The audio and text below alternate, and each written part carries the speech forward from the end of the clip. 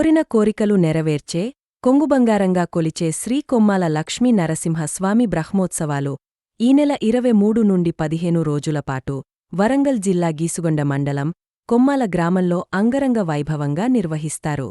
ఈ బ్రహ్మోత్సవాలకు ఉమ్మడి వరంగల్ జిల్లా నుండే కాకుండా ఇతర ప్రాంతాల నుండి లక్షలాది మంది భక్తులు తరలి వస్తారు.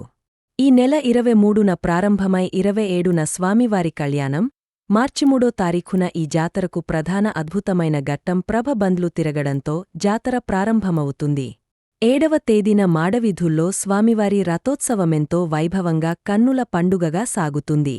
లక్షలాది మంది భక్తులు హాజరయ్యే బ్రహ్మోత్సవాలు మరియు జాతరకు సంబంధించి ఏర్పాట్లను పరిశీలించేందుకు వచ్చిన పరకాల ఎమ్మెల్యే ప్రకాశ్ రెడ్డి ముందుగా శ్రీ లక్ష్మీ నరసింహ స్వామికి ప్రత్యేక పూజలు నిర్వహించారు. అనంతరం ఏర్పాట్లపై సంబంధిత అధికారులతో సమీక్ష సమావేశం నిర్వహించారు.